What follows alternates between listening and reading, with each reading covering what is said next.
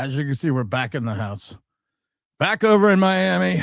Like I said, I'm tired of this fucking cold. This is Tim, this New York Giants Straight Talk, brought to you by, of course, the mighty FanDuel. Hold on, I gotta jog in a little bit. Oh, there I go. Look better on the screen. Oh, my hair is a mess too. Oh my God, my hair is a mess. What's going on here? I'm having a bad freaking hair day. But you know, like the New York Giants, they're having a good day. They're all right because of the fact that we are now getting some clarity. Now, there was nothing wrong with Jim Bob Cooter because I'm a 12-year-old and the name Jim Bob Cooter just resonates. Resonates gas room attendant, not head coach. Also, we got some news about the Giants hiring the ex-offensive line coach Grant Newsome out of Michigan. The Giants, of course, are, you know, we talked about the we talked about it the other day about how the staff is filling out, and you want to talk about, you know, certain moves. Grant worked under Jim Harbaugh at Michigan, so it looks like he is expected as of about 51 minutes ago to be the offensive line coach of the Giants.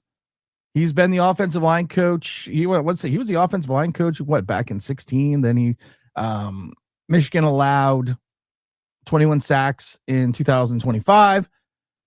His O-line was leading the rank. It was 14th in FBS. Also gained 5.4 yards a carry, which was 9th in the nation. So I mean, it's not that bad. After allowing the second most sacks in the single season history of 85 in 2023. That number went down to 48 sacks in 2024 and 2025. So the line has improved, but I find it interesting that the line has improved as the quarterback disappeared, also known as Daniel Jones. But Grant, you know what? People are going to be like, well, you know, we needed a venerable offensive line coach. That's what we need. We needed a guy. We needed a guy to come in here that already had that pedigree. All right. I'm fine with that. I'm a little biased though with I'm not going to lie. I'm a little biased with Grant because Grant went to Lawrenceville High School, which is in Trenton, New Jersey. Of course, everyone knows I've spent a long period of time of Trenton, New Jersey. So he did play at Trenton, New Jersey. He's 28 years old. He was like I said, tight ends coach from 22 to 23. He was the offensive line coach from 22 to 24. Now he's the assistant. I should rephrase that. He's the assistant offensive line coach. Should rephrase that. I'm good with Grant.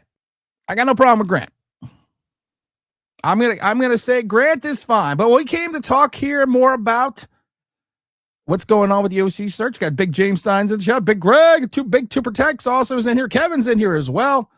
We got Big Blue Forever. Chris, for the love of MMA, is always around. But we needed to talk about the Giants and their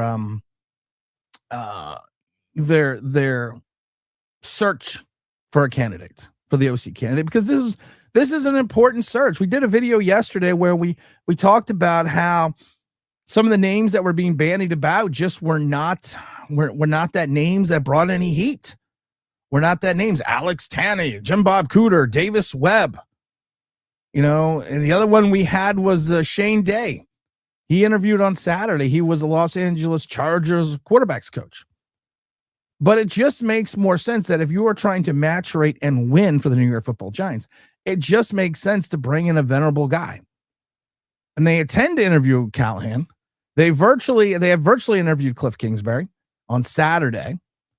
So we're moving forward. Kingsbury's 46 years old. He was the offensive coordinator, of course, for the last 2 seasons for the Washington Commanders. Also, you know, he was the head coach for the Arizona Cardinals. He was over at Texas Tech. Callahan, who's 41, was a former head coach over at the Tennessee Titans the last 2 seasons. We're not gonna hold that against him. But he was the offense coordinator for the Bengals from 19 to 2023. He was the OC when they went to the Super Bowl, and he was the OC when they went to the AFC Championship game the following season and lost to the. And it's no crime when you sit there and you lose to the Kansas City Chiefs. So it makes sense to get a guy. It makes sense to get a guy that can come in here with a pedigree. Cliff Kingsbury, I think, is the object of a lot of Giant fans and content creators' affection because of the fact that the success that he had at Texas Tech, the early success that he had in Arizona, and what he did that first year in reference to Jaden Daniels. A lot of people credit him working with Case Keenum, Johnny Manziel, Baker Mayfield, Patrick Mahomes, Kyler Murray, Caleb Williams, and Jaden Daniels. So it is a long list. It's also a guy who didn't really play in the NFL, but was in the NFL with the Patriots back in 2003, all the way to the Jets in 2005. He was also on the Bills practice squad in 2006. He was also with the Montreal Alouettes. Jockey Alouette. He also on the Winnipeg Blue Bombers. You know, he is a guy that has shown, Kingsbury has shown success where he has gone early. But here's the problem. Once he starts getting, and this is more said in the pros. It's almost like when he hits that second season or he hits that third season, the honeymoon's just not over. The divorce proceedings are in motion. He just seems to kind of fall off the planet after a rapid success. He kind of just falls off the planet a little bit. And that's what we need to worry about. He won his first game over against the Cincinnati Bengals with the Cardinals. He had a 5-10-1 record in the first season. They finished third in the West the next year with 8-8. And then after that, during the COVID year, they won 11-6, but then they fell off the planet again. They had a 28-37-1 record. And like I said, he is a good guy. He also had signed a 6-year extension in 2022 with the Cardinals. We saw, well, that paid off, and he got fired after the 4-13 season. So once again, like I said, he started off like gangbusters, and then everything kind of fell off. It's the same thing with Jaden Daniels over and with the Washington Commander when he was the offensive coordinator with Dan Quinn. He had previously had the same role, like I said, with the Raiders he was going to have, but that kind of crapped out for him, and he's glad it did. He had put together a rookie season that was a record-setting season for Jaden Daniels. His offense had the second most points, I think it was, at 480 something, which ranked in the top 3 in the league in rushing and team history, I believe, as well. And then after 2025, after everything went on, the planet fell apart. And I always love it when people talk about his success at Texas Tech. 8-5, 4-8, 7-6, 5-7, 6-7, 5-7. Not the venerable powerhouse at Texas Tech that people make it out to be with a 35-40 record. But if you're looking for an early success to guide your second-year quarterback into a different direction, Cliff Kingsbury would make sense. Cliff Kingsbury could be a guy that you could take a look at. Oh, who's texting me? Who's texting me? On a call till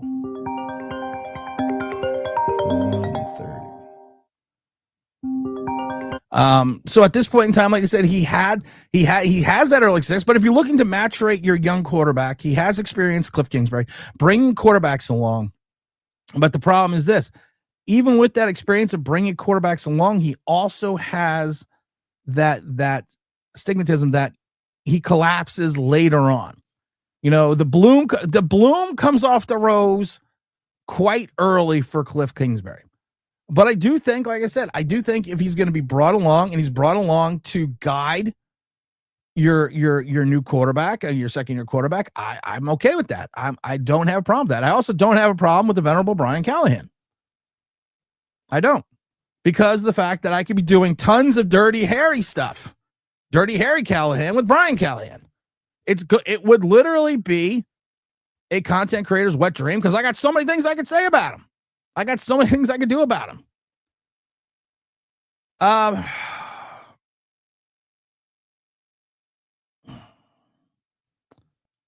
Brian Callahan, like we've mentioned before, he was the Bengals offensive coordinator. He led them. He was part of the Super Bowl. He lost to the Rams, but then the next season he went over to the Kansas. He lost against the Kansas City Chiefs. But then after that, he became the head coach over the Titans. The Titans at that point in time had nothing on their roster.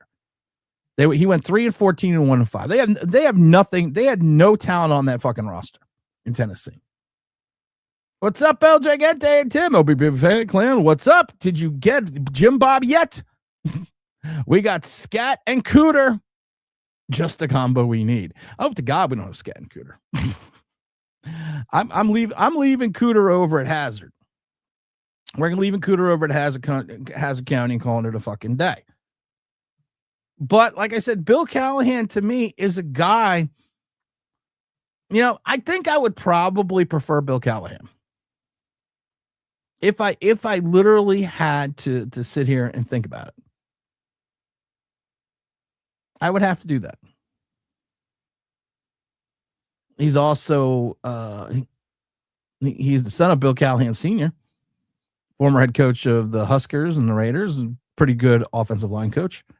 He left his job with the Cleveland Browns to go over to Tennessee when his son was made head coach.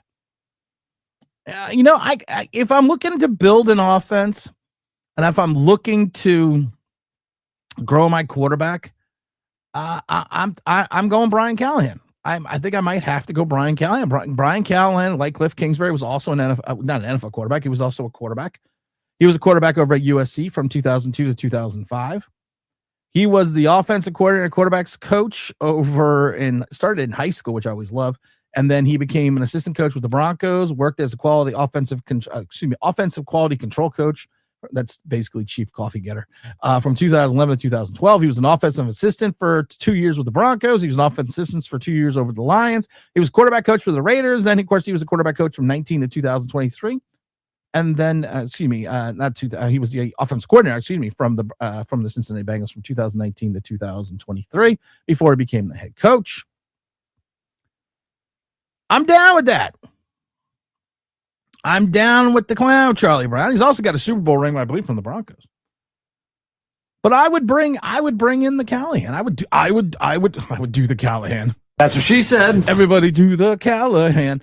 Boom, boom, aka, boom. Sorry, it's stuck in my head. I had to finish it. It was a night like this. I would bring in Callahan if he brings Dad for the offensive line. And maybe that's what the holdup right now is for the offensive line. Maybe they're working on getting Brian. Maybe they're working on that. Maybe they're working on bringing in good old Dad. I kind of like that. What did you miss? You didn't miss anything yet. We just started. Big Greg says, I would take any quarterback coach from the McVay, Shanahan coaching level. They always pan out. I don't think they always pan out. But like I said, if you're looking for immediate success, and I think I don't think the Giants are that way anymore. If you would have told me that Joe Shane was more going to have responsibility here, I literally would be more concerned. I would be. But if you are telling me that John Harbaugh is in charge and he's doing what needs to be done, he's doing that thing that you do, I would probably go Callahan, because Cliff Kingsbury is going to be more of that flashy name that's going to give you, not like I said, will give you success, and you may get more immediate success from him, but you're going to, I think in the long term, you're going to have I guess we'll call it the Cliff Kingsbury effect, that all of a sudden his effectiveness wears off quite quickly. So I think I gotta go that direction. I like Tommy Two Socks. Tommy Two Socks just reposted for me. Thank you, Tommy Two Socks. Tommy Two Socks. It's like Jimmy Two Times. I'm gonna greet the papers. So I gotta go. I think I gotta go that way. But like I said, it's not up to me. And if the venerable John Harbaugh wants to bring in, because like I said, to me the bloom's not off the rose on Harbaugh, because Todd Monken took a head coaching job somewhere else. There's just a segment of the Giant community and content community that just drives you crazy, because these are the same people that say, well, but Callahan's pretty old at 63, pretty old to be a head coach. But these are the same people that say Todd Monken at 60 should wait another year, build up his resume more, and hope there's another head coaching job available at 61. But Harbaugh at 63 is getting too old. I don't know. I don't know what that means. But it's just, you know what they say. God damn.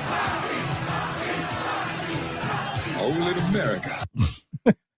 His dad is the O-line coach of the Falcons. He ain't coming. Yeah, because no one's ever gotten out of a contract. Nobody's ever said, I want out of this contract. No one's ever said that, Big L. Come on, Big L Gigante. You know better. No one's ever said, I want to get out of my contract so I can go be with my son. No. I'm not worried about that. I'm not worried about that. I'm not worried about that at all. What else we got here? Sounds like a tobacco spitter name. It could be Jim Bob Cooter. What's up, Big James Steins? I'm looking forward to next season. I just can't wait. -15 in Sweden. Well, why are you fucking crying? I woke up yesterday. It was -15. Well, they said it was 0. But with the wind chill, it was -15. Big Tipper Texas. Hey, Tim, we must go get and play with the Cooter. If he wears the Daisy Dukes, I'm down. But I just have this feeling, and don't forget to hit the like button. I love this thing from Big Blue Forever. Let's get Tim 10 likes before he hits the door. I don't even think we have 10 likes now. Do we even have 10 likes now? It's okay if we don't. I won't cry much. Oh, we have 19. No, I'm just going to shut my fucking big mouth. But I do think that, like I said, I would personally go with Callahan because, like I said, I have so much material if we go get Callahan. I got so, I mean, literally, I'll be doing dirty, hairy shit until he leaves. Go ahead. Go for that first down. Make my day. I'm just gonna be awesome. But like I said, if you want to go with the flash, I think if this would have been a true Shane decision, Cliff Kingsbury would have already been hired, and they would go with the flash. They would go over the flash over the substance. And I think Callahan's going to give you more substance. We've got to thank the Big Funky Town for giving away those 5 online Big Blue memberships. You get your videos early. You get all your shit. You get to see the shorts. We're going to do a members only day at the stadium this year. We're going to take we do at least 2 games a year where we do a coaches club day. So what we do is it's all inclusive except for alcohol. You have to buy me alcohol. And also I don't pay for your travel, but you get a coaches club ticket. You get to hang out with me. You get to be on the sidelines during the game. You get to, this was part of our first coaches club crew. You get to go out. Then after the game, you get to, I love the Big Dahmer. You get to go out and hang out on the field. You get to hang out on the field with me. So I know it's a big thing. It's been, like I said, we've been doing it now for a couple of years over and over again. And last year we did the suite on preseason. So I think I might do the suite again and have people come down. So we're going to do a OG member day only. So the rules are you're going to have to be an OG member for I think we're going to make it 6 months. And then, and there's only 70 or 100, I don't remember any OG members. And then at that point in time, you can then, we'll pick 2 or 3 people, we'll do a raffle or something, probably just do a drawing and pick 3 people. And then you get to hang out with me. You get to hang out with me and yell at people from the stands. Give me Sonny Styles, Anthony Hill, and the world. If we don't draft offensive line first 2 rounds, we have a big problem. Offensive lineman, we need to talk about that a second. We need to, well, not a second. We're going to talk about more in a second, but we need to talk about the offensive line. I keep trying to explain to people, if you go through the New York Giants depth chart, if you go through the depth on their roster, if you take a look at what they have, now we've talked about it yesterday, the salary cap has gone up. We're going to gain additional funds. So, I mean, that's great for the Giants because they only had a couple million or 9 million salary cap. But it's not going to, but the problem is this, and this is what I try to explain to people. Yes, it's great for the Giants, but you have 3 teams that have over $100 million in salary cap space. That means if you add $30 million on the salary cap, you're adding $30 million onto their salary. We have 6.9 million right now. And yes, you could clear another 40. If you have that 30, you can have 80 million. Yes, but there are going to be teams also now that are going to clear cap space and have 170 million. So you're going to be competing against teams that are such as yourself that do not have the full accoutrements of talent. Now, what we need to look at, the fact is, if you take a look at this offensive line, JMS is in his last year. He's got a $4 million salary and only a $400,000 dead cap number if we cut him. So we can literally save $4 million. And JMS, like I said, his rookie season, he led the league in holding penalties for a center. In his second year, he led the leagues in sacks allowed by a center. Last year, he got better, but he's not at that same level. John Runyon was serviceable, but they're already talking about moving on from Runyon because Runyon has an $11 million, almost $12 million cap hit. And you only have to pay, you're only going to have 2.5 of that. It's less if you do a post-June 1st, but you're only going to have $2.5 million dead cap space if you get rid of them. So you're going to save almost $9 million. So between Runyon and JMS, I literally can save almost $14 million. And we already know that my object of my affection changed my complexion. Sorry. I don't know why I'm singing The Wizard of Oz. I was on last night. You already know you have a linchpin at the left tackle in Andrew Thomas. Probably one of the best left tackles in the league, but the problem is with Andrew Thomas, it's 11 to 12 games. And I think that's being nice. Hopefully he can play 16, but you're going to see probably 11 to 12 games. You have Ellie Moore Fudd, we like to call him, who is a free agent. So you're going to have to consider if you're going to bring him, you're going to have to bring him back. Greg Van Roten is gone. So you're going to have to hope that someone like, you're not going to put Marcus Bowe on the right tackle side. You can't. Sorry, you cannot. We cannot go. And again, I am trusting the venerable Harbaugh that he is not going to make that type of decision. Back in the day, they would. James Hudson's another guy. James Hudson, I love. He's got a $7 million. You could literally cut Hudson, JMS, and Runyon and have almost $20 million in cap space. And James Hudson's a waste, but we'll still have almost a $2 million dead cap number with a $5 million savings on a $7.6 million salary. And I keep trying to explain to people, the more people you cut to save cap space, the more people you have to bring into the roster. So I love this one guy because he did Stupid giant Twitter post. I can't remember the name of him, but he saved the Giants $120 million from all these restructures and cutting like 20 guys. And I had to point out to him, you have a 53-man roster. You cut 20 guys. You only got 25 guys on the roster. So you literally are going to have to find 28 guys to fill the team. And you're not going to grab them all in the draft. So right now, your only true constant on the line is Andrew Thomas, and maybe you have him for 11 games.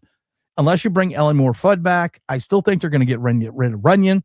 They're probably going to bring JMS back. People have talked about shifting JMS to guard. If your center, who was a former wrestler, does not understand leverage at the center position, what makes you think he's going to figure it out at the guard position? That's all I ask. That's all I ask of people. What makes you think you're going to do that? You're going to hope that Marcus Bowe becomes something. Yes, definitely.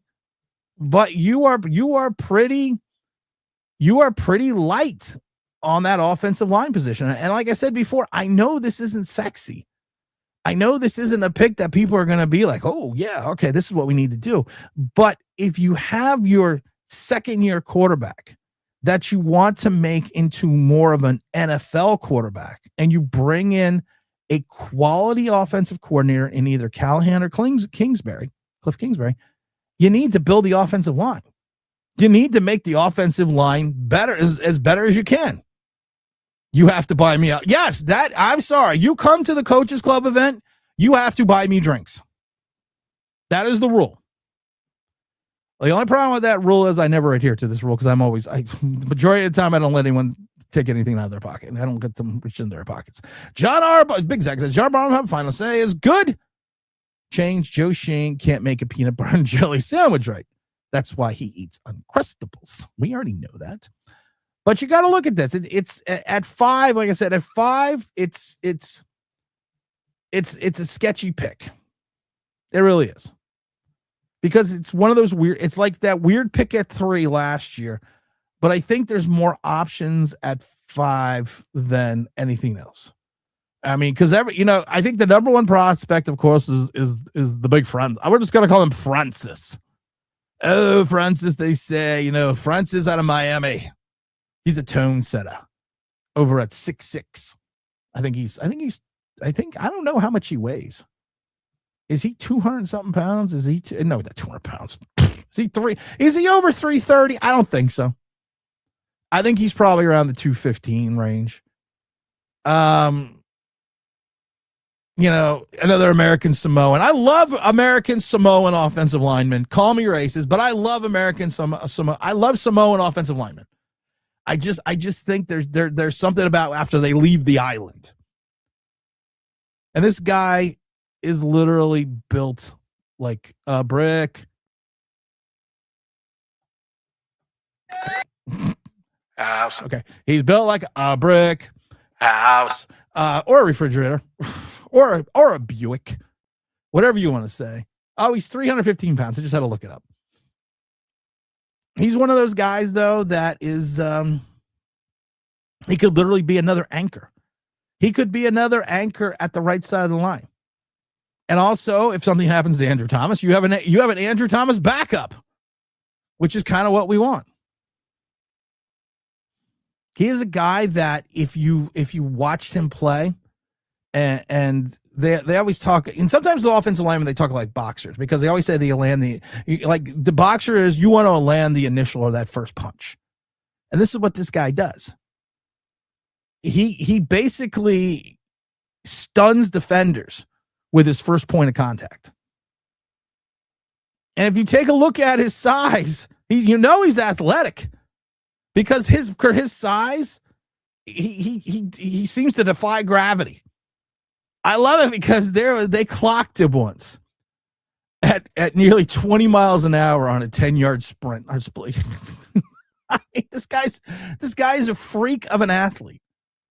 As a run blocker, he's the guy we need as a fucking road paver. He is a road paver. We need that. And that's why we talked about before. Bring in the Linderbaum.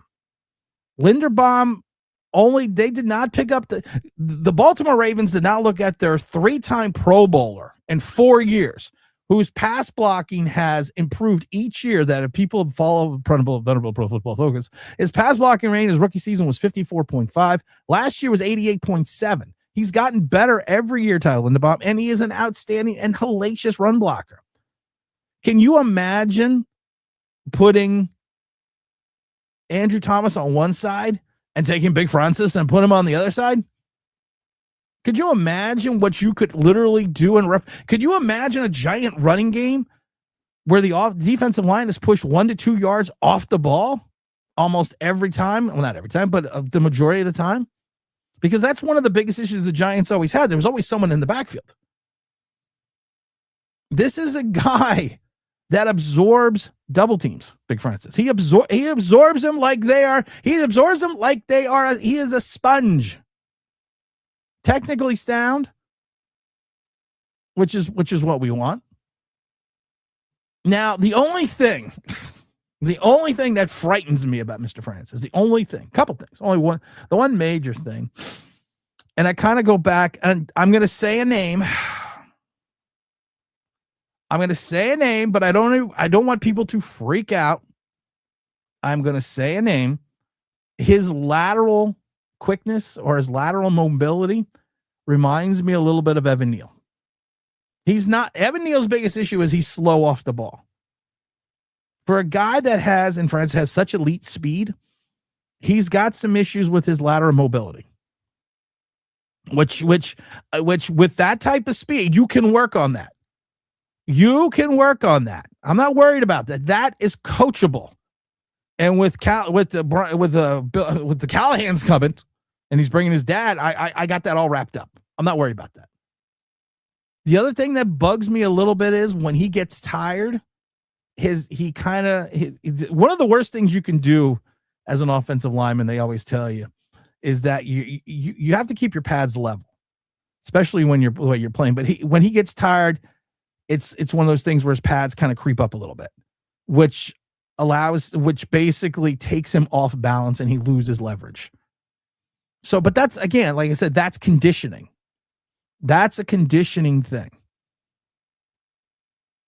Would I take him or Spencer over, at 5? Yeah. I know a lot of people. I know a lot of people like Proctor out of Alabama, but I'm a Spencer guy. I'm a Spencer Fano guy. I'm just a guy. If it was my pick, I would probably go with Spencer. But like I said, it's not a sexy pick. It's not a pick that you're going to sit there and be like, wow, this is freaking awesome. I could sink my teeth in this. It's not like a wide receiver. Let's see here. Besides Thomas, we've had bad luck drafting defensive linemen. Yeah, but we have to break that trend. Big at Mr. Albert says, hey, Tim, I wish the Giants had a hit on Evan Neal only because I'm getting tired of them using high-ish picks on offensive linemen. Yeah, I mean, you can't be gun shy to go out there and pick an offensive lineman at 5. You can't be. Because we've seen from multiple Super Bowl winners, even going back to Kansas City, the Philadelphia Eagles, that even the venerable Patriots, teams are built from the trenches. You have spent the Giants will have spent, in reference to money allocated for the defensive line, we will be spending the most in the NFL next year because you have Dexter Lawrence, Brian Burns, Kayvon Thibodeau, and Abdul Carter. The problem is the amount of capital invested is not paying off. So the offensive line at times outside of Andrew Thomas, we seem to be spending not minimal amounts because Elliot Fudd was a good number. Runyon, we overpaid. I always loved this story in Green Bay because the guy that replaced John Runyon was a 3rd rounder, I believe. He's already a Pro Bowler. But they said in Green Bay his last season, and they were rotating Runyon the last half of the season during that playoff season, and they rotated his position in the playoffs with a rookie. And I have a friend in Green Bay, and I asked him before the Giants signed him, well, what does he want? And they were like, he wants $10 million. And I said, well, what is Green Bay doing? He was like, it's no secret. Green Bay, the manager of Green Bay said, if John Runyon comes to us with a $10 million contract, we're going to laugh. We may give him 6. And then he was like, solid enough against, in pass blocking. Run blocking was less than desirable. And I loved it because he said, you could tell management, say it on your stream, don't pull him as a guard. Because when we did that in Green Bay, he had a tendency of tripping over his own feet. So I think we overpaid for Runyon as well. I think his dad is a better player. But it's time to spend some money on the offensive line. It's time to just, take... Right now, we have Andrew Thomas and 4 question marks. With the additional cap space, and I think there's going to be a huge market value for Tyler Linderbaum, and we talked about this before. The reason they did not pick up his 5th-year option because it was going to be $25.9 million, because when you pick up a 5th-year option on a rookie quarterback, when they calculate it, they don't calculate. If you're an offensive lineman, they don't calculate it vis-a-vis the center position. They calculate it vis-a-vis all offensive linemen in regards to your play, Pro Bowls, and everything. That's why Kayvon Thibodeau, because the fact that he missed last year, was only $12 million when he should have been at least $14 million this year. So they figured out, listen, we're going to have to pay almost $26 million a year for this guy. We can't do that. But they're probably someone's still going to probably pay 20-something million a year for Tyler Linderbaum, but you are going to get an anchor. And that's what I said. You bring in the Linderbaum. You hope Andrew Thomas is good for 12 games. You bring in another big tackle, and then you look vis-a-vis free agency and the draft. And we're going to talk about the guards in the draft for a minute. But like I said, I like Spencer. I like Spencer a lot at 6'6", 203 pounds. I think he's a little undersized for me. I like to see him gain a little bit more weight. But he is another guy to me that is an athlete. He's a guy that if like when we talked about Francis, who has issues at times with lateral agility, this guy's got exceptional lateral agility. And this is a guy that, like Francis, Fano comes out of his stance and basically fucking explodes. He is a guy that, again, he's a guy that lands that first punch. I think he's got a good balance of power. And I think he's got a good ability to recover when someone's getting by him. He's shown hands, he's one of those guys that has shown hand strength that, you never grab onto a guy, but you make sure that when you got your hands underneath the tits and you're lifting up that you're not getting called for holding, but you make sure you're holding on. He is a guy that is they say that he is a leader on that offensive line. And that he could easily swing between left and right tackle. That's what she said. And I think that's what I said. His versatility. I think more, like I said, with Christian, I think you're going to, there's going to be this rumbling that you're going to have to move Andrew Thomas some because I think he's more of a left tackle. I want to play left tackle, but this guy Spencer Fano can play both. I think he allowed 0 sacks. I don't remember. But like I said, that 203-pound frame, I'd like to see him, build up a little bit. I'd like to see that, get him get a little bit bigger. Like I said, he carries that lean frame. It's always interesting when you talk about a guy's derriere. I like to see some more weight in the ass region. And as we talked about hand placement, like I said, against speed rushers, he's a little inconsistent. And he is another guy, when he gets fatigued, you can watch his pads rise. You can watch them level up, which makes it really hard to block pass rushers when you're off center. And I think again, these are all things between these two guys. These are all things that are coachable. These are all things that you can look at and say, okay, we can coach this guy up. And that's why, we are looking at this as a perspective from who they're going to bring in. We saw they just hired an assistant. So if they just hired an assistant, you gotta have something coming on. And then I was looking at the guard position. And like I said, we're not going to pick. If you're going to pick a guard, you got to do it in the later rounds. And I think if you're going to go deeper into the later rounds, one of the guys that I really like, especially at that guard position, what's his name is Jaden Roberts he was over at Alabama. Guy's a beast at 6'5", 327 pounds. He's a senior.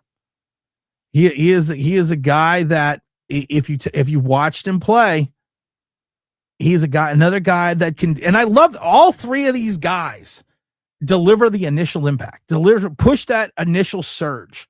We've said it before, like the boxer, they deliver the first punch. All these guys do the exact same thing. And Jalen Roberts, to me, at 6'5", 327 pounds, is a perfect fit within that guard position. You could probably get him in the 3rd round. Hudson was terrible. Terrible's being nice. Terrible's not being happy. Terrible's not being nice. Terrible's being nice, though. God fucking awful is more like it. Mr. Ferries, what's up? It feels like not resigning Ellie early and holding the team hostage. We can't even plan anything until we know he's leaving. I think he is. I think he's leaving. I think Ellie Moore Fudd's leaving because I do think he's a merc. I think he's a mercenary. If you take a look at the venerable Hard Knocks, the gift that keeps on giving for New York fucking football Giant fans, the guy only left Arizona. He was already signed and sealed and delivered to Arizona. The only reason why he left is because we gave him $3 more million a year. What do we got here?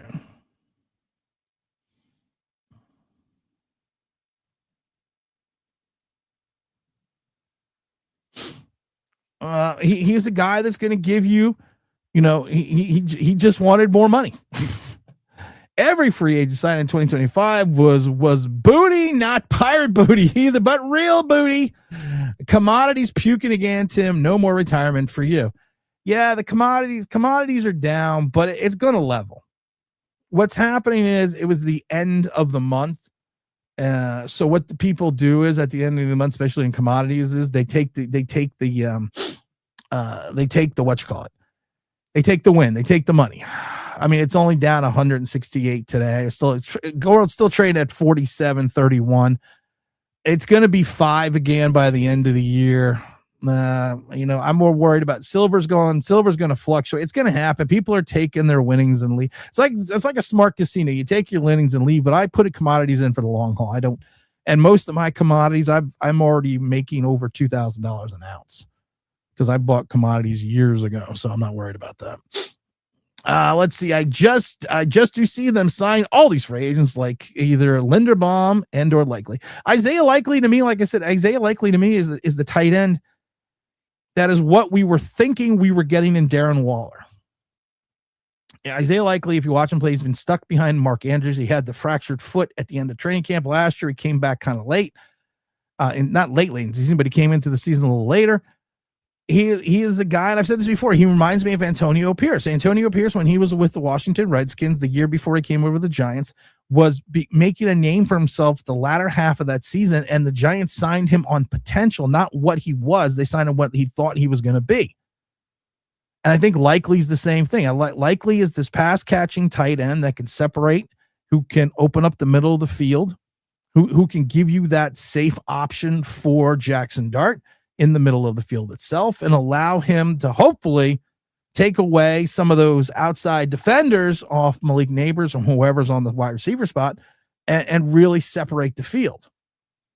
I think, like I said, I think he would be a guy that we thought what we were getting in Waller in reference to Isaiah Likely. And I think if you get Likely and Linderbaum, that's a bit, that right there, just whatever you do for the rest of the off season in reference to free agency, to me, that's a win.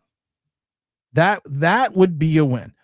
And I love it because we are still in Super Bowl season. The season's not even over yet. Season will be over in a couple of weeks, but we're not even ready. I mean, we're not even into the throes of the season yet. Because once that Super Bowl hits, then free agency, which is crazy to me. Once the Super Bowl ends, free agency is only 6 weeks away. Think about that. Teams can start discussing new deals with players as early as March 9th through 10th before the free agent window officially opens. I love it. It's the official tempering, not tempering. So, I mean, you got 6 weeks. So you really got to start putting shit together.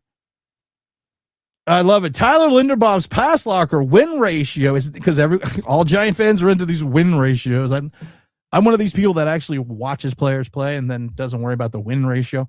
But if you look at it, his win ratio is 97.2%, tied second among 31st qualifying centers this season. Daniel Jones is a free agent. I know that's shocking. You know what would be interesting? If you don't go tackle in the draft early. Rasheed Walker over with the Packers. I think he's only 26.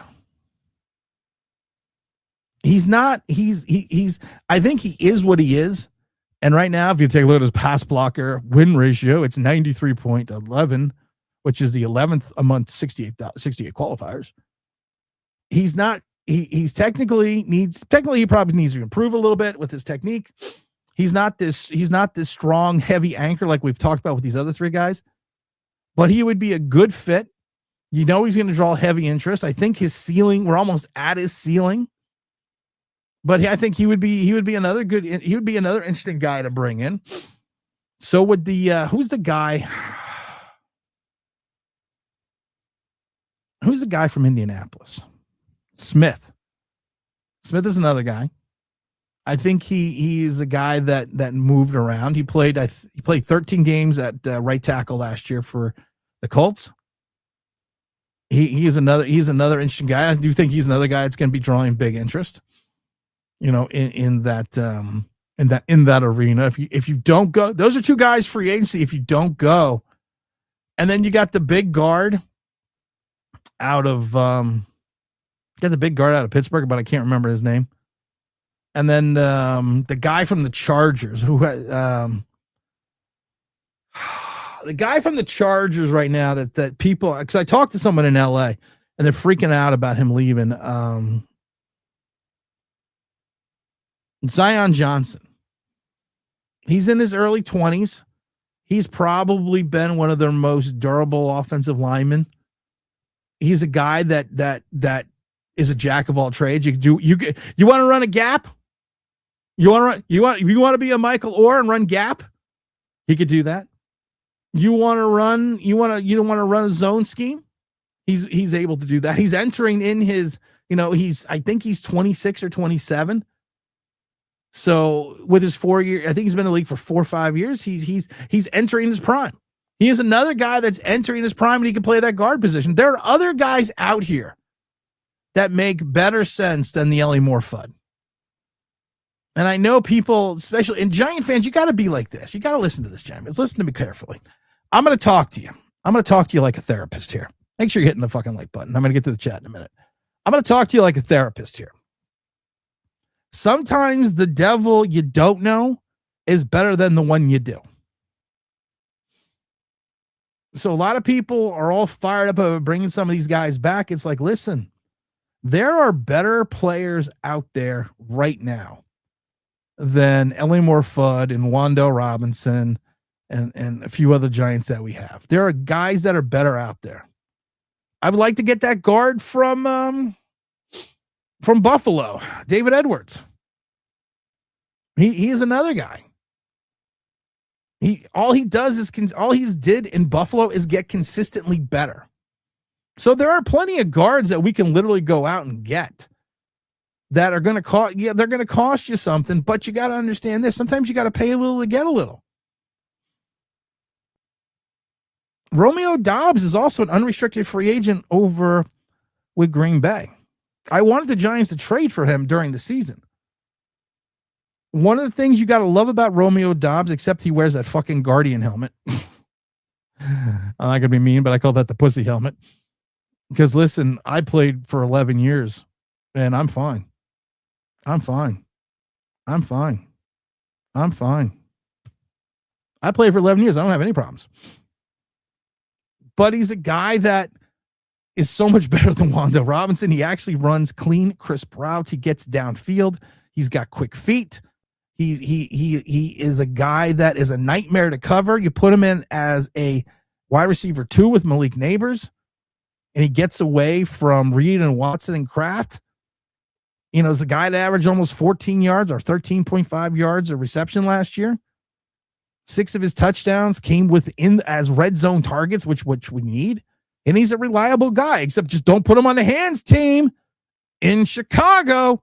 Well, we need you to get the fucking onside kick, Romeo Doubs. We're not looking at you.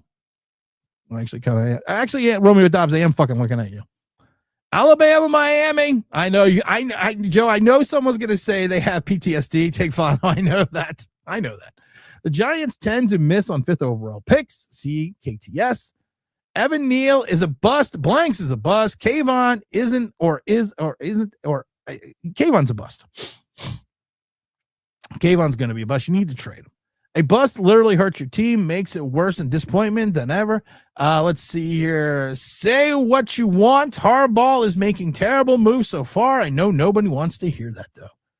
Okay. What are the terrible moves that he's making? This is iffy. Just tell me what the terrible moves are. Or unless you're being Warning, sarcasm. Warning, sarcasm.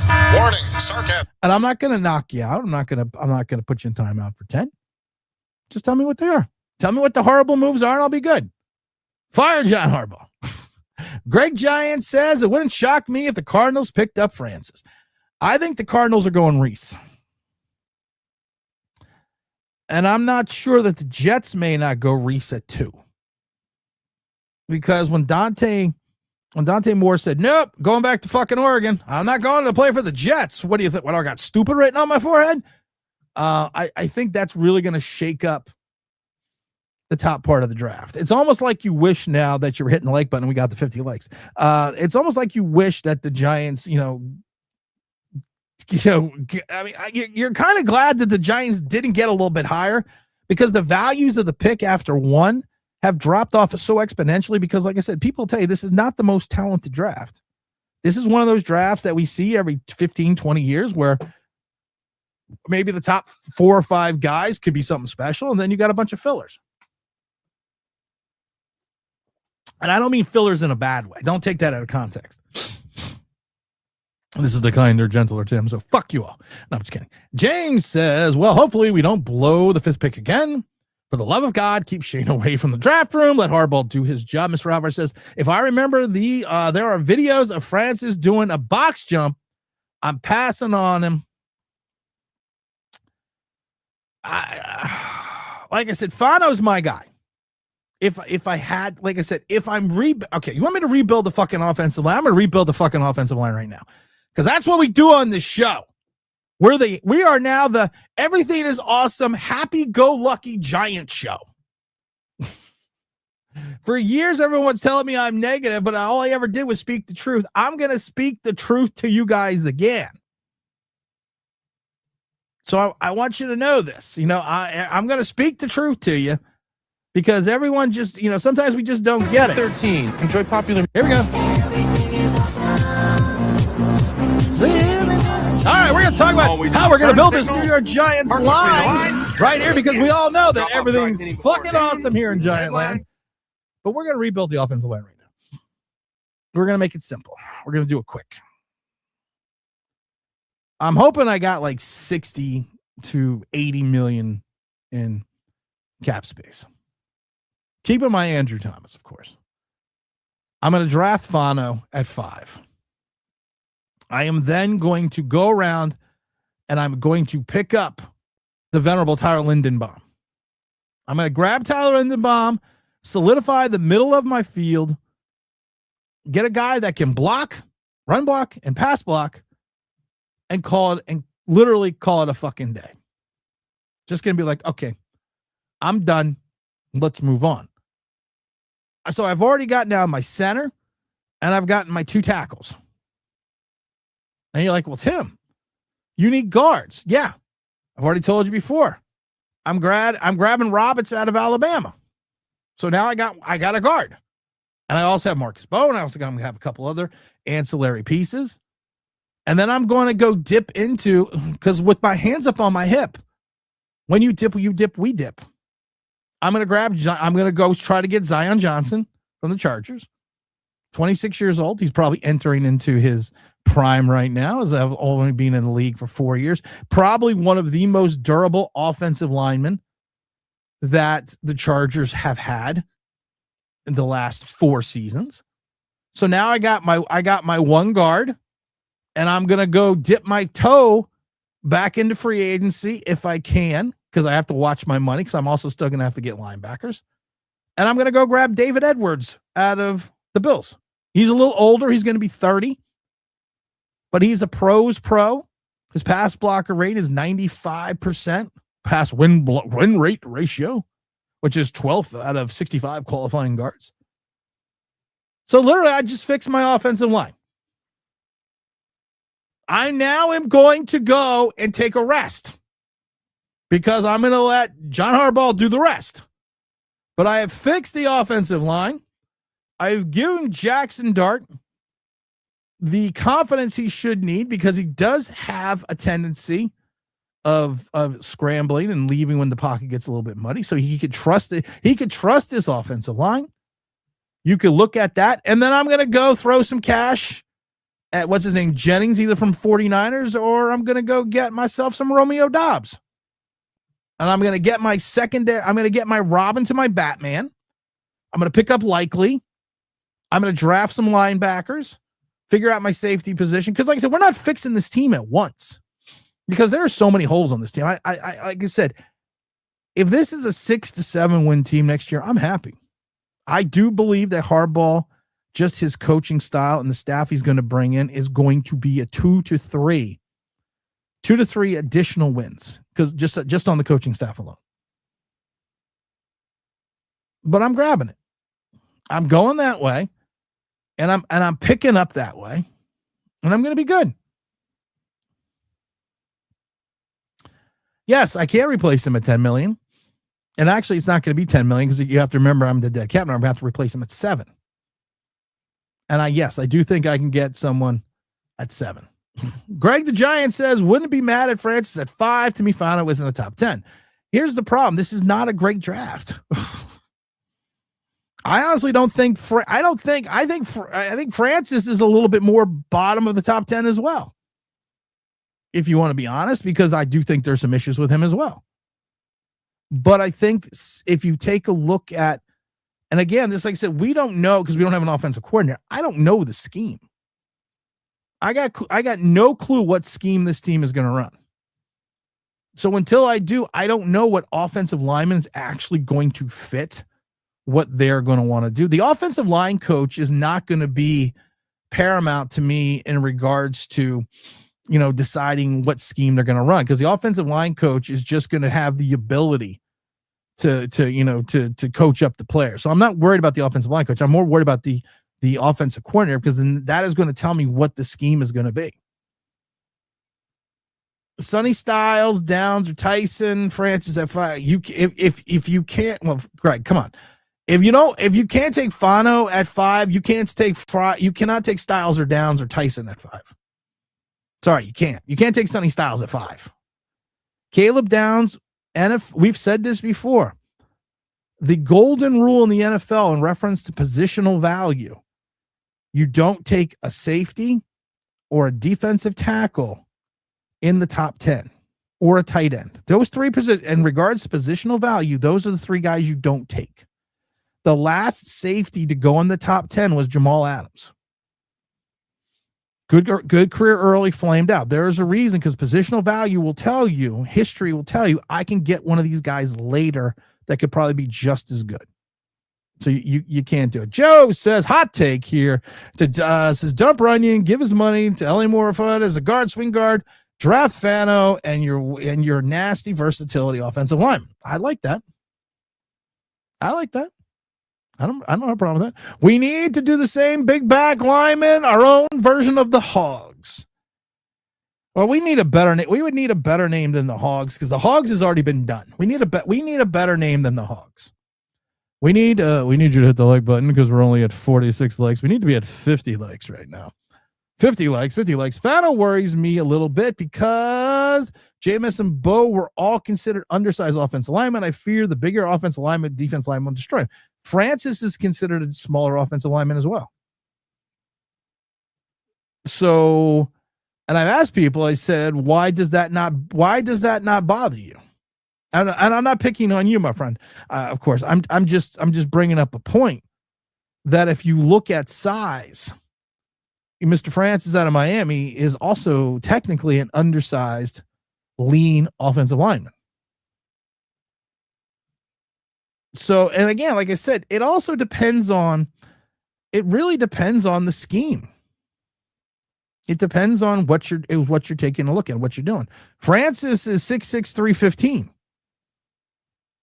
That's what's his name? Proctor over at Alabama. He's 6'7", 366. I like Proctor too. Like I said, it's just so weird, because you have to think about what kind of offense we have no clue whatsoever what kind of offense we're going to run. We got zero fucking clue. And I think that's probably one of the bigger issues. Do I need a strict power offensive line? Am I going to be a run heavy team? Am I going to grab a running back in the draft or free agency where I need to have a bunch of road pavers? Am I going to, and here's the other thing, when people say some of these guys are more thin build. And like I said, I would like to see both of them get some weight on the backside. The thing is this, if you have a scrambling quarterback and you have a quarterback that likes to move in the pocket, wouldn't it behoove you to have offensive linemen who are athletic? Because offensive linemen will tell you that the most difficult quarterback to ever block for is a running or scrambling quarterback, because you never know what the fuck they are. Ask anyone that's truly played offensive line. We asked Jerry Oslowski about it, former Buffalo Bill. He said it's the worst quarterback you can fucking play for, because you never know where they are. Wouldn't you want to have an athletic presence then that can move you out of the pocket? We need to trade back and get extra picks. I would trade back, but Paul, this is not the draft to do this. Like I said, this is not a great draft. Most pundits will tell you this is not a great draft.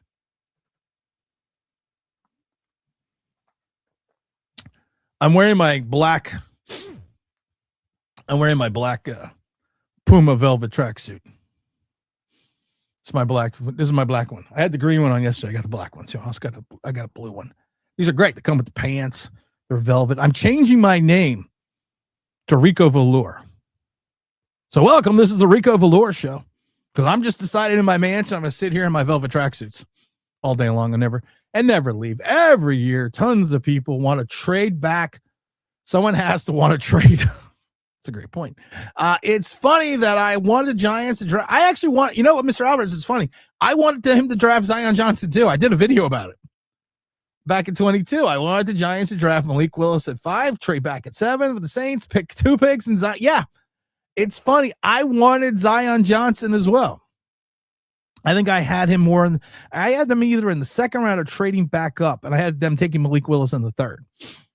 Because everyone has this misconception that I said I wanted them to take Malik Willis first overall. No, I actually, it's bad to say, I actually wanted Kayvon Thibodeau and the other linebacker. What's his name? Smith.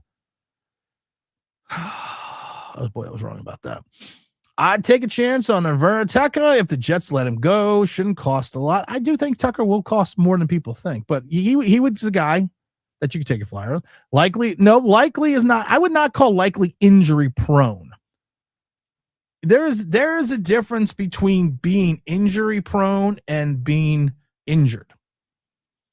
And I've said this before. When I played in college, I was injury prone. I am 100% honest about that. I am injury prone. I was injury prone. Likely has played. Let's see. You got to remember. Let's see. He likely has started. Let's see here. So let's see. That's 1, 2, 3, 4. Out of a possible 65 games, likely has played in 63. He started 26. So out of 60, so he's not really injury prone. Out of 65 games, he's playing 63. He had the foot injury at the end of camp, but before that, he played in a total of 16 games. Started 8, 9, and 7. So no, that would be what we like to refer. That's what we like to refer to, sir, as incorrect.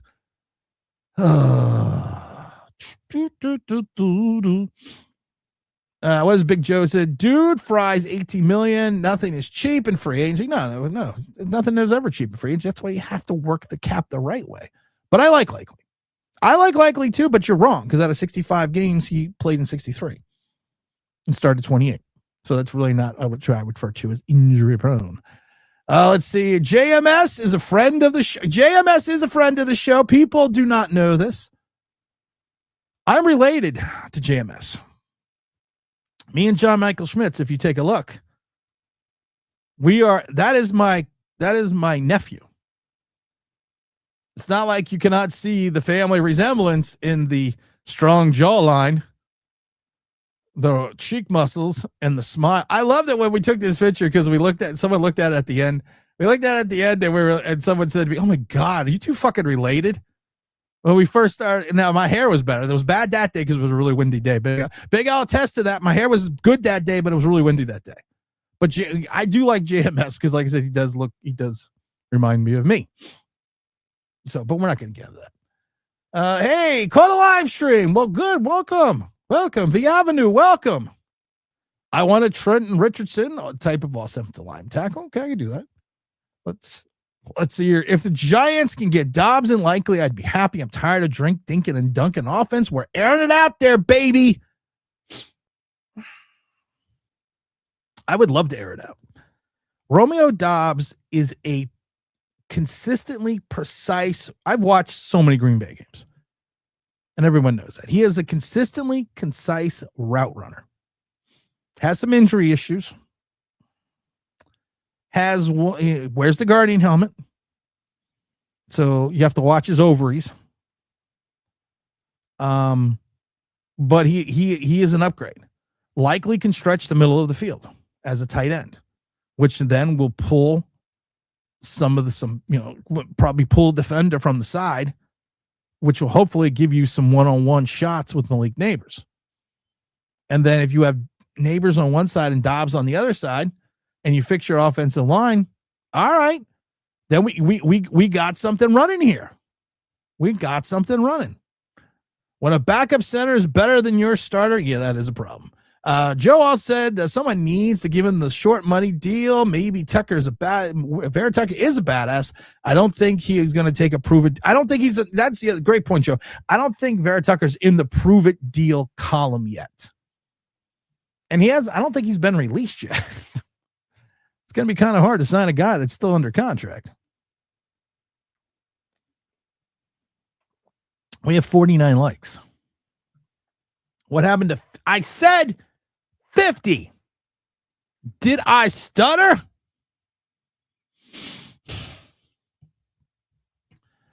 Here's the problem. Since I can't be mad about the Giants, I got to be mad about something. Oh, wait. Yeah, his 3 seasons did end in a row with injuries. Yes, that's why I do not want him. Let's see here. Love Fano at 5. And like I said, Fano at 5 makes sense. But I'm trying to think. Fano at 5 makes sense. But again, like I said, I don't know what offensive style that we're running. I don't get it. And we're going to know in a little bit.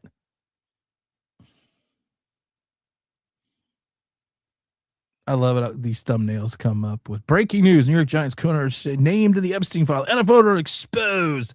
Oh, this is a bad look for the Giants. This was from, I love Bad Dog, but isn't Bad Dog also the same guy that has the Asian girl in the bikini up on his videos when he's doing the Laker videos? Isn't that exploiting her? Isn't that the same thing? Aren't you exploiting her for money that you're not paying her any revenue for? Just a lot of people like to throw stones in glass houses, but I don't, because I live in a mansion, as you can clearly see. I just find that funny that people, and I'm not going to get into, we did the whole Tish thing yesterday. Everything comes out to be so far that they're all of age, the women. Yeah, it's disgusting, but it's no more disgusting than going to the NBA players hitting Buckhead and going to the strip club and making it rain. Just happens to be that Epstein was even more of a pervert. But if they were all consensual and they were all of age, and he's divorced, Tish, what does it matter? Yeah, it's stupid and you shouldn't have done it. But, if you've ever gone to a strip club, if you put up a bikini girl as you stream looking for, super chats, and you're not giving that person any money, okay. I'm just throwing that out there. Listen, I'm an asshole and I'm a dick, but I'm an asshole and dick to everybody. So, like I said, I'm just throwing that out there. Let's see. I'm not taking a wide receiver. I'm not taking a wide receiver because I'm going to get Doubs. But okay. All right. Tate, then Sonny Styles, then Fano. Chris Rodriguez. I love Chris Rodriguez. I love Chris Rodriguez. Or is it Jacob Rodriguez? I love him. I just love it. I just love it. I couldn't get Gardner Minshew the porn stash, but I can get Mr. Rodriguez in the porn stash. I love it. Let's see here. Do you consider Brian Burns to be an outside linebacker or defensive end? Brian Burns is a defensive end.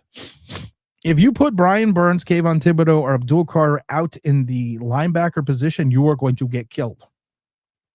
You are going to get run over. That's why when so many people are like, why isn't Abdul Carter playing linebacker? Well, because he had a 46.9% missed tackle percentage his second season as an off-the-ball linebacker at Penn State. He is not what you would refer to as a venerable tackler. Penn State figured out after they lost a defensive end in the first and third round the year before that he is better as a speed rusher and use his talents to go after the quarterback than he is to stop the ball carrier. Kayvon Thibodeau is not athletic enough to play that position. Brian Burns probably could play the position of linebacker above average. But here's the problem. Here's the problem with doing that. He plays defensive end in reference to rushing the passer well above average. So, it's sometimes you got to put the best people you have in the best positions available. I think that's what we're going to look at. Tim, these caps are for Joe Schoen. Joe Schoen had 4 years to fix the offensive lineman. What the fuck? Here's the problem, though. Our capologist is finally fucking gone.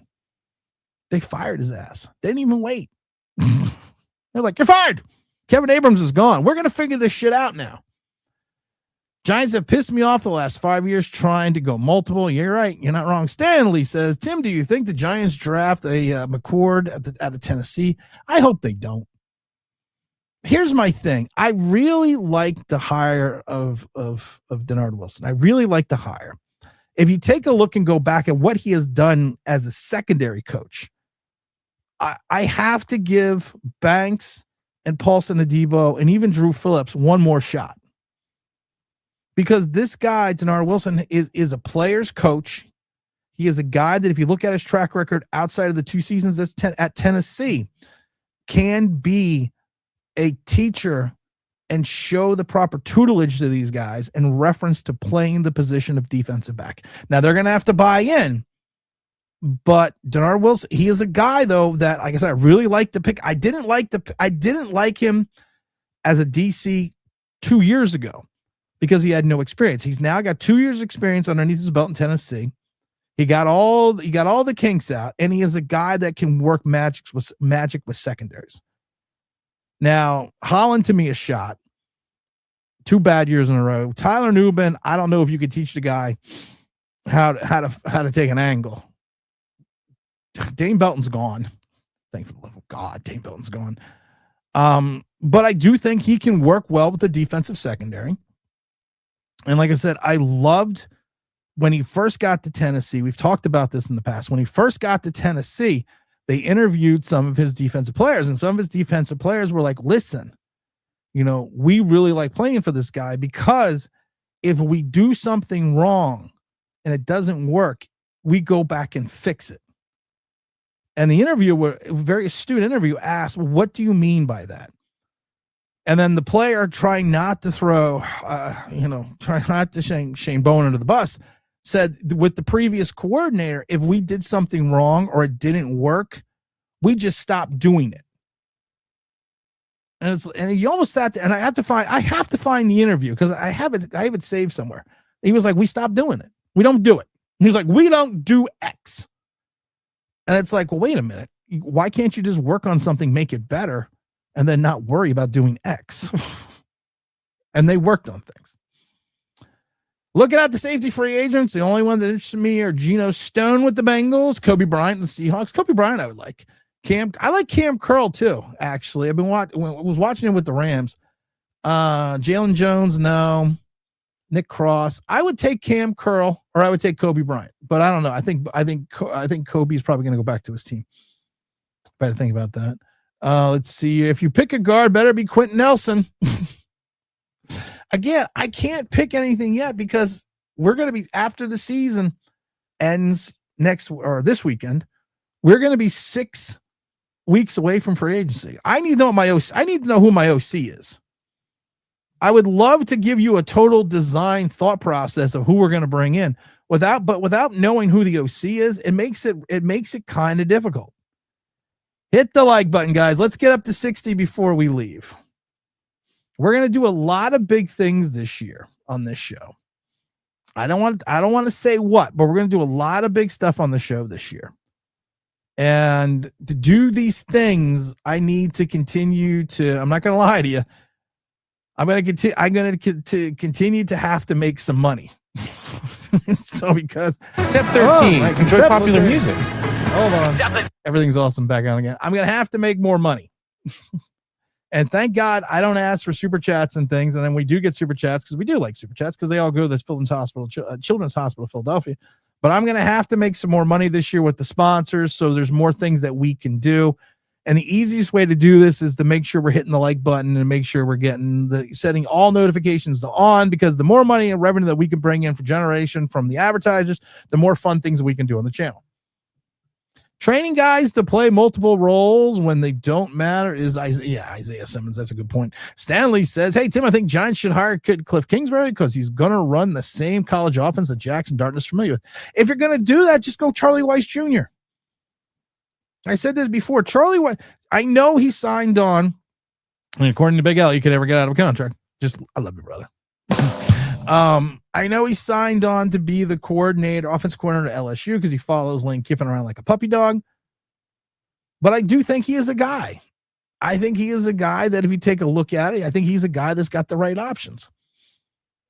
Yes, he suffers 100% from being behind Mark Andrews. You got that right. Greg says, we all know this isn't the best draft, but in that mind of Styles can be the next Fred Warren. That's a big you want Sonny Styles, or also what I like to refer to as Sonny Spoons, to be Fred Warren. Could you pick Greg, come back and give me a different name. Not Greg Warren. Come back and give me a different name. So we're passing on Doubs because of the Guardian cap. Yes. No, I'm not passing Doubs. Do you not find it, Joe, interesting? All the Green Bay Packers have to do in that first game, all they have to do, put the hands team out there and recover an onside kick where your percentage and ability to recover the onside kick now is like 8%. It's basically taken away from the game. What do the Bears do? They kick it to the guy in the Guardian cap. And what happens? He doesn't even fumble. He doesn't even get his hand. He's on the hands team. He doesn't get his fucking hands on the ball. Fumblerooski. There are some good corners in the draft. I do think there are some good corners in the draft. Yes. Does wearing a Guardian cap make you a liberal? I don't think it makes you a liberal. That's funny, though. That's actually kind of funny, though. I'm not going to lie to you. I have a job interview. Big T, what's up, brother? Where you been? You been working? I got a job interview, the offensive coordinator job. Let's see here. I stumbled across the Giant Collective the other day, clicked, laughed, and instantly turned it off. Giant Collective should be called the Giant Homer House. We like to, James Williams, my brother, who I love with all my heart, calls them the Super Friends. It's like they're the Super Friends. Yes, you're right. You got two people that have been on YouTube forever. You got a tennis player, and you got the queen of ChatGPT. Whatever it is, what it is. You know what? Enjoy whoever you want to watch. And I always tell people, go out and watch other content creators. Go out and listen to what they say. Get more than one news source for your information. Do that. That's fine. Doesn't bother me any. Just make sure you come back. Arkansas, Taylor Green is going to be a sleeper of the draft. Okay, I'll have to take a look into that. Tish is also a Hollywood producer, so Hollywood's kind of known for that. Yeah, they're all kind of skeezy. It is what it is. They're all kind of skeezy. Winston, what is Winston? Wilson says, you have something that sounds like a DC now. Your defense will be a top 10 based on that alone. I don't know if they're going to be top 10. I can't tell you if they're going to. I wish I could say, yes, the Giants are going to have a top 10 defense with Denard Wilson. Because there's more nuances involved in playing the defense beside the secondary, but one of our issues have been the secondary. I always love it because people are like, ooh, look at all those tackles that Drew Phillips makes. But he gives up 75% completion percentage. Or, when the ball's thrown to him for 528 yards at 10.8 yards of completion. And the year before that, he was at 78% completion percentage. He has the Aaron Robinson factor. Aaron Robinson, like I said, I loved Aaron Robinson's first preseason game against the Jets because James Williams and I are in the stands. No, I can't remember if it was James or Big Al. We're in the stands, and they're picking on Aaron Robinson. They are throwing everything at this kid, but he's making every tackle. He's making every tackle. And everyone in the stands like, oh, look at that tackle. Look at that. He's making every tackle, man. No one's getting past him. He's making all these tackles. And I looked at this one guy and I said, but his job as a corner is to prevent people from catching the ball. Making the tackle is the byproduct of you not doing your job. So, and that's what I said. Denard Wilson's going to have to come in there. He's got a Herculean task. Paulson Adebo was totally in the wrong system. Same with Deontay Banks. But here's the thing. Paulson Adebo is still coming off the injury. We do not know what he is going to be again. Is he going to be the same guy? Excuse me, I got something in my nose. Got hair in my nose. Is he going to be the same guy that he was, for 4 seasons over with the Saints? That venerable ball hawk. Is he going to get back to that? Is he going to be able to fully heal from that injury? Is Dante Banks going to be able what he was that first season in reference to Wink Martindale? Because with that attacking style press cover corner defense, you kind of hope, yeah. And Drew Phillips, he's going to have to teach Drew Phillips, listen, you got to stop people from catching the ball. And then you're going to get off a little bit better. Let's see here. TJ Parker, Zion Young, Derek Moore, edges. Okay. All right. Okay. Tyson at 5, only wide receiver in the draft, I think could be number 1. Well, you like Tyson over Tate. That's interesting. You don't really, I mean, it's not bad. I mean, you have that because most people have Carnell Tate number 1. I personally think, there's only a hair difference between the two. So that's why I'm not overly stunned. And I actually think that the kid Lemon out of USC is not too far behind as well. And I think Lemon is faster than both Tyson and Tate. But the only thing I don't like about Lemon is he's 5'11". I don't want another short chick. He's probably college 5'11", which means he's 5'9", 5'10". Tate is college 6'2", which means he's probably about 6 feet. Tyson's 6'2". Carnell Tate's 6'3", which means he's probably about 6'1". If you're looking for more of the prototypical larger wide receiver, I mean, yeah, you probably want to go with Tate, but Carnell is Tyson's still listed at 6'2", 200 pounds. So it's going to be interesting. I like Lemon, but like I said, I think Lemon's just going to be I think he's going to measure out in the shorter side. It's like that quarterback that they just measured and he was like, I'm 6'1". And he turns out he's 5'8". I've said it before. I was college 6'3". I'm a little bit over 6 feet, almost 6'1". And I was college 6'3". And I always said, you go to college to learn how not to measure. Because evidently the rulers and tape measures are totally fucking different in college. They evidently don't work. Can we get 2 more likes so we get ourselves up to 60? Because I would like that. Didn't I just put out a passionate plea for you motherfuckers? Saying, hey, listen, if we don't start doing some stuff, I want to do some stuff, but I got to get more advertisers. And there's more advertisers coming on board. So this way I don't have to beg people for money because I would never do that. I would just take the money out of my own pocket. But can we just do what I've asked? I mean, I don't ask for a lot. Do I really ask for a lot on this channel? I don't ask for anything. I ask for you to hit the fucking like button. Hold on, I'm sending out an email. Tired of people emailing me. Like I got nothing better to do than respond to emails. Actually, I don't today. So that's a good thing. I really don't have anything better to do than respond to emails. So, all right. So we're good. I think we're at 60 now. Are we at 60 now? Look, includes paid promotions. What happens if you hit that button there? 61. Okay. Includes paid promotions. Oh, watching videos with paid promotion placement sponsors and endorsements. Oh, okay. I never really looked at these things though. Sometimes on these this YouTube internet thing. I never looked at that. What is this? I'm going to a smooth criminal. Trenton, what's up, Trenton? Wandell will end up signing with the McDaniels in LA and become the greatest gadget player in the history of the league to watch. I've already said it before. I wanted Wandell Robinson to be more, you would know this name, Darren Sproles. But Darren Sproles had more speed and had more juking ability and could do more as a runner. Tyson is bigger weight-wise, and he is Scadaboo's ex-teammate. They would go get him. They already have a short wide receiver. I agree. Tate is more your go-to and go up and get a guy. I'm fine with either or. Alex Pierce is fucking legit game breaker for this offense, but I do think that Alex Pierce is I think Alex Pierce is a good fit. I do think Alex Pierce would be a really good fit. But the problem is, how much are you going to pay for Alex Pierce? I think he's probably in the top 5 of free agents outside. I think he's probably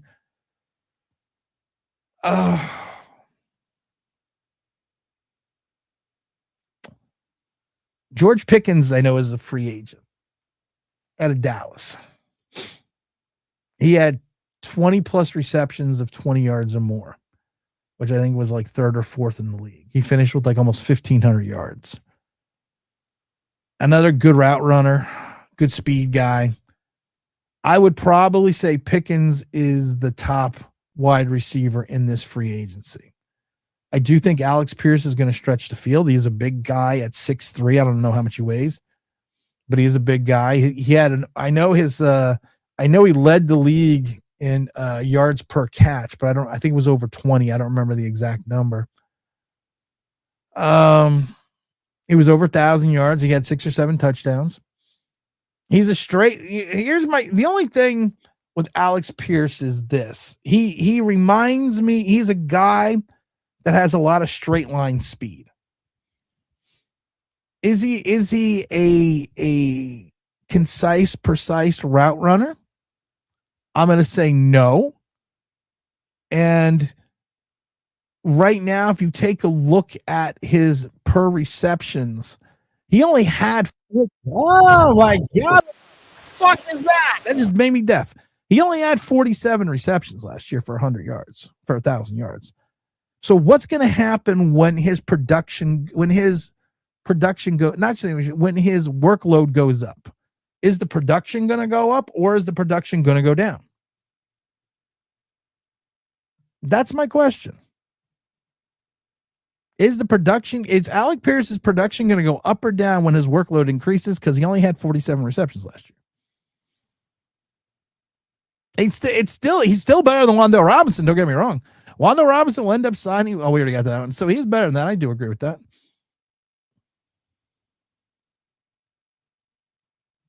Let's see here. You really want someone that's hurt every season. Who's hurt every season? Who's hurt every season? Joe says, if Jackson Dart is so good at running around looking downfield, why can't our wide receivers get open? Is mind-boggling to me. Because you're not wrong, because I've been saying this. Because Jackson Dart, and one of the things coming out of college was he doesn't panic, but he bails out too quick in a muddy pocket. That was literally one of the scouting reports. All of his scouting reports, he bails out too quick. Tim, do you think the Raiders made the right move by hiring Clint Kubiak, and do you think he will turn the Raiders around next season? I think Mendoza is going to be more the reason why the Raiders turn around, but I don't think they're going to turn around next season. Darren Sproles, Eagles Hall, a very good player. Darren Sproles could return punts. He could return kicks. He was a guy that could run the ball. He's a guy that could come out of the backfield. He's a guy that could play in the slot. You could put him on the outside sometimes. And I thought that's what they're going to do with Wan'Dale. Wan'Dale just does not have that breaking speed ability that Darren Sproles had. Fields out of Notre Dame could be our Pierce. I don't have a problem with Pierce. I don't have a problem with Alex Pierce, but like I said, he's got 47 receptions. What happens when his workload goes up? And he's more of a straight line guy. And Jackson Dart is not known to have the biggest arm. Will Abdul-Carter? No. Oh, lead the league in almost sacks. Oh, 100%. 100%. No, I was like, no. I saw the full coach like, no. Alex Pierce produced a shit quarterback play on Indy most of his career. I'm not saying you're an Eagle fan. You just want us to sign Alex Pierce. I'm not saying that. There's a lot of players that put up big numbers that had shit quarterbacks. But this is a guy that had 47 receptions. That was his top outside of his first season where he had 41. And he had to 2 years, he had 22 yards completion, 21 yards completion. So what happens when this guy's workload goes up and his targets go up? Because he had the most amount of targets last year at 84. Does his production go down? Because he is a straight line guy. I would not call him a totally proficient route runner. He's a straight line wide receiver that's going to split the defense, and your quarterback better have a big enough arm to get on the ball. So that's all I'm saying about that. George Pickens is a better wide receiver, but and can you afford to have that on your team? Oh no, my mouse got disconnected. Oh no, my mouse is my battery on my mouse died. Oh no. I think I got a second one here. Nope. See, this is why we're a professional show. We had a backup mouse, but the backup mouse is dying on this battery. Fuck, what the hell's wrong? People, we can't predict injuries. You can't predict injuries. Like I said, there's a different. Oh, I was telling the story about being, I was injury prone. Some guys just get injured. I was injury prone. I probably, and I always laugh because people are like, you've had every injury. Every time I'm talking about, yeah, I did. Literally did. I've told that I told people the time I played with a dislocated shoulder, 3 broken fingers, I partially tore a rotator cuff, 2 ACL injuries, multiple ankle injuries, 11 known concussions. I got an elbow I can't bend all the way because I fucked up my elbow and I had bone spurs in my elbow. Yeah, that's just the way it is. No, you guys really hate Wandell. He is our guy. We drafted and developed him. He is now a 100-yard catch receiver. Why are you bashing on him? Because real easy. You want me to tell you, Winston, would you like me to tell you why? Would you like me to tell you why? And nobody's bashing him, but do you want me to tell you why Wandell is not a good fit for this team in a football vernacular? Would you like me to tell you why? Why he's not worth $45 million over 4 or 3? You want me to tell you why? I'm going to tell you why. 92 receptions, 1,014 yards, 11 yards reception, only 4 touchdowns. He didn't play in 17 games. He played in 16 games. In those 16 games, my friend, he had 3 games of 4, which had over 400 yards. So in 3 games, he had over 400 yards.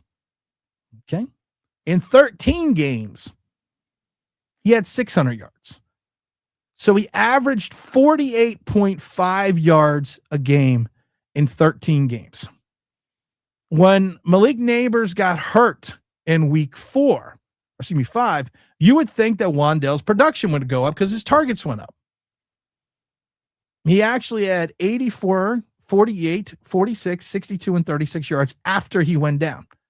In the games that he did not have 142, 156, and 113, he had 55, 26, 14, 20, 84, 48, 64, 62, 36, 34, 54, and 19. His big games when he was targeted multiple times, like one time he was targeted 10 times for 54 yards. Other times he was targeted 10 times for 30. One game he was targeted 11 times for 46. He was targeted 11 times for 62. That is not a guy that is going to be out there doing what he needs to do. Then you ask me, Tim, what is his catch ratio percentage? How many times does he successfully catch the ball? There's a stat for that. Average wide receiver, a good wide receiver, catches around 61% of the passes thrown his way. Or, at least you want to be over 50%. His first season, his catch percentage ratio when he was targeted less was 61. His second season, when he was targeted twice as much, his catch ratio percentage went down to 53. The next season, when he was targeted double the amount, his catch percentage dropped down to 42.1. And last year, it was 42.9. So he only catches 42% of the balls thrown his way. The 42% of catchable balls, of the catchable balls thrown his way, because that percentage is based off of catchable balls, he's only catches 42%. As his production, this is where I worry about Alex Pierce, as his targets went up from 31 to 76 to 140, his catch percentage has gone from 61 to 53 to 42. So why do you want to pay him top slot wide receiver money when you can clearly see that almost half of his yards came in 3 games and he only averages 48 yards a game for the other 13?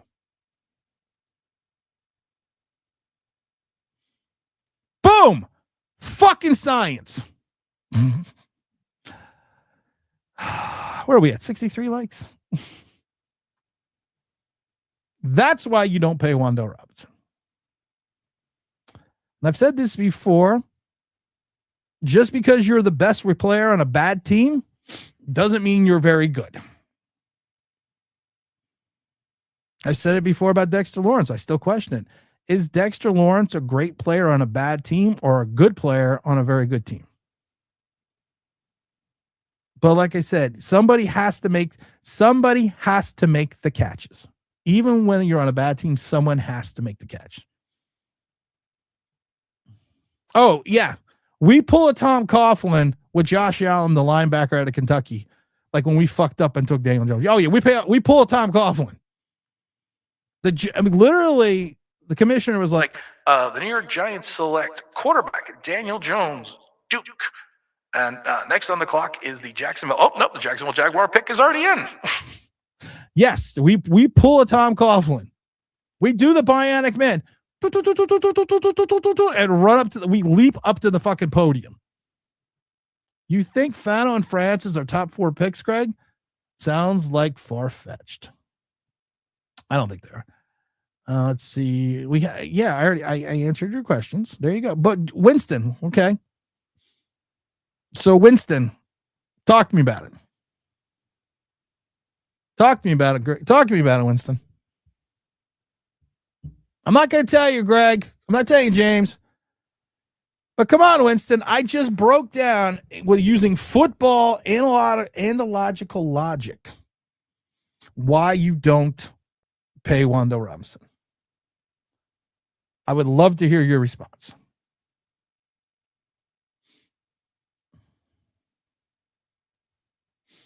I'll wait. I'm actually waiting because I can't find my back heating pad.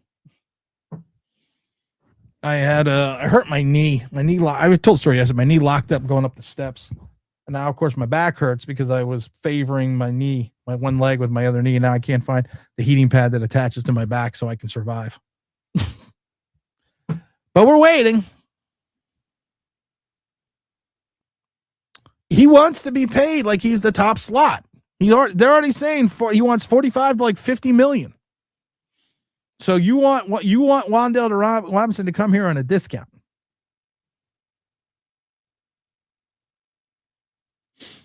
Sure, you always negotiate with someone, but he's an unrestricted free agent. You could tag him, but you're not going to. You're not going to tag a slot. You're not going to tag a slot whatsoever. And that's the great point with Greg Johnson. A 4th round pick could fill Wan'Dale's production. You're right. A 4th round, 3rd round, 5th round slot wide receiver could probably fill his production. I think if you go to the top free agent lists, I used to have the I don't know where they are. Free agents. I don't even know where Wan'Dale Robinson is ranked on most of these lists of the top 25 players, top 50 players. Let's see. Right now in the top 50, you have in wide receivers, you have Pickens. Oh, wait a minute. I'll just go to wide receiver by position. Duh, Tim, that would make more fucking sense, wouldn't it? Oh, I would do that, but it didn't click. Oh, okay. So it's not working. So it's not me. So you have Pickens, you have Pierce ahead of him. You have Romeo Doubs ahead of him. You have Mike Evans ahead of him. Devin Lloyd was the other linebacker I wanted. You have Isaiah Likely ahead of him. You have Romeo Doubs ahead of him. You have Kyle Pitts ahead of him. You have, what's his name? The kid from Rashid Sneed ahead of him. You have Jennings ahead of him. In the top 50, Wan'Dale Robinson on most of the list is 40.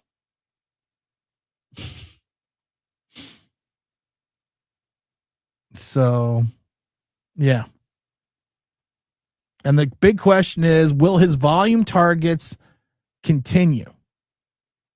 Which means, are you still going to throw him? You still going to throw him the ball 140 times so he can only catch 42%?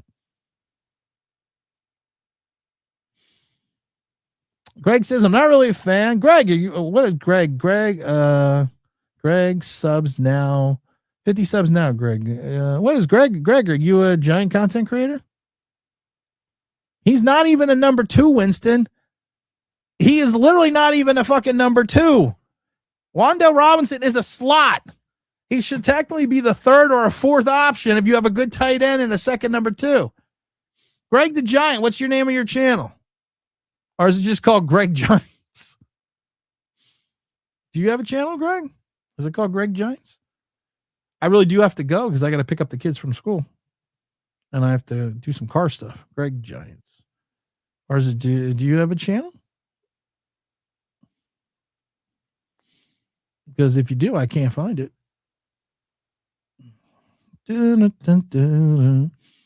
Oh, Greg Giants, 50 subscribers.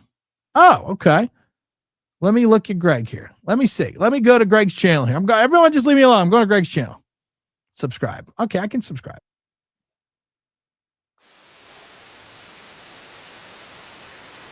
Nice intro.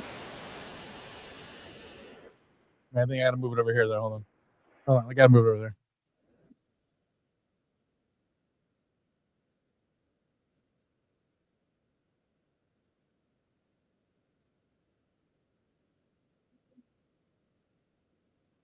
I like it.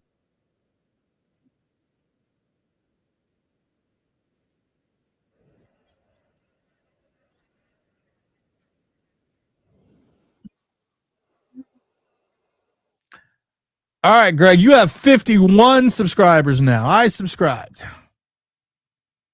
Like Ryan's Big Blue Podcast, now that I've subscribed, everyone's going to subscribe to your channel.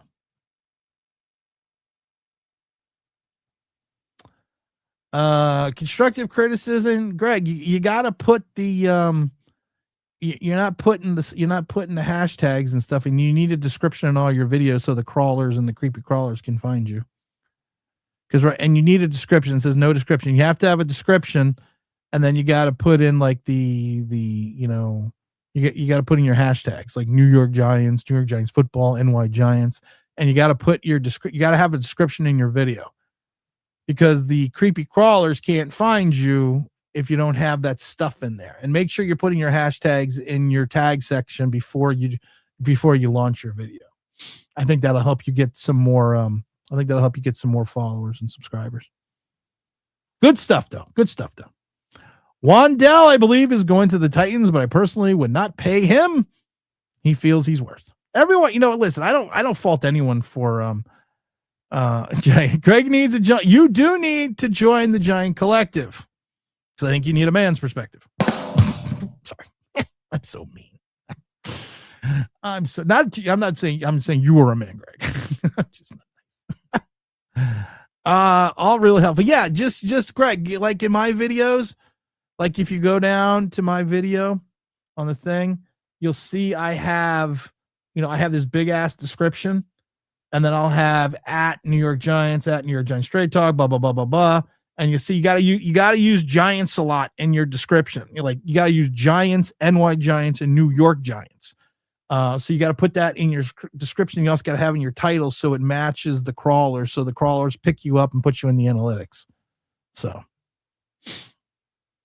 just helping a brother out, because that's what we do here. We help people out. All right, we still have 153 people watching. I do have to go because I got to make myself something for lunch. We got 65 likes. I'm happy about that. Next stream is, I got no clue. I just felt like doing a stream today. I'm excited about who the OC is going to be. When we have an OC, I will do an OC stream, so that'll be a lot easier. Greg says, I swear, you shouldn't swear. I swear a lot. Don't put up with the bullshit, so I wouldn't be well liked. I already hated by the Denver Broncos, and I love it. Oh, I'm hated by everybody. Mr. Albert, Miss Carlos says, take care, buddy. Have yourself a good day. Stanley, last question from Stanley. Hey, Tim, it's funny that someone is picking Seattle when Sam Darnold hasn't played on a team with the elite secondary like the Patriots, because he's played against the Ram team that was weak in the secondary. You're not wrong. You're not wrong, but I just don't trust. I just don't trust. I just don't trust New England. How about them Knicks? Oh, we love the Knicks. We love the Knicks. The Knicks 6 in a row. Cat's going to be gone. Raw going to be gone. The last time, I will leave it alone, he was 14th wide receiver again. I understand you're not paying him top dollars. That would be $40 million. He would want $15 million tops. Yeah, but that's what he's going to want. You talk about negotiating. And wait, Winston, we're just having a conversation, brother. It's all good. Nobody's making fun of you. Nobody's picking on you. This is what we do here. We talk. We chat. I don't sit there and beg you for super chats to read your chat. I just read everything. And I actually think that we had a very good, I think you've been very good conversation about this. So you make sure Winston, you keep bringing it up as much as possible. Keep the Coors Light flowing. Coors Light's always fun at James' house. I'm a Mick Ultra guy and a Grand Marnier guy. And of course, I'm a Captain Morgan and Coke guy. If you want to send me a bottle, I prefer Captain Morgan private stock, but I'm not going to get into that. Greg says, take care, Tim. Thank you for what you do. Greg, I appreciate you too as well. I'm now a subscriber to your channel. Everyone go to Greg Giants right now. Go over and like and subscribe and do all the things. Help Greg out because that's what we do here. I appreciate everyone. I got to get out of here, folks, because I'm already running late. So as always, it's Tim's New York Giants Straight Talk brought to you by the mighty FanDuel. We forgot to talk about FanDuel though. FanDuel, the number one sports book in America. FanDuel.com. We love FanDuel here. New customers, bet $5, get $200 in bonus bets. We did not even talk about the Super Bowl. I like this new thing that FanDuel has. It's called FanDuel Play with a Plan, making our own gaming tool and resource to be part of your winning strategy. Play responsibly. You have the FanDuel, you have the sportsbook, you have the sports racing, you have the fantasy. Are we still 4.5 points in reference to, are we still 4.5 points? Let me see. Let me go to the sportsbook. Let me go to my app. We built a nice parlay the other day. There's actually a good parlay I just saw. Yeah, it's still Seahawks minus 4.5. Yeah, that is interesting. This was a good parlay I saw. Drake May, 225 yards total passing. Sam Darnold, 225 as well. Drake May, 2 touchdowns passing. Sam Darnold, 2 touchdowns passing. The $10 bet will get you at $48.04. It's a payout of $48.41. I think that's actually a pretty good, safe 4-leg parlay. I do think that's a pretty good one. I got a parlay that's going on right now that if I win, it's going to be $93,000. And all I have to do, though, is have the Boston Celtics win the NBA Finals. Yeah. I'm not expecting that payout. All right, guys, you know what? Love y'all. Love, peace, and hair grease. And as always, I'm out of here.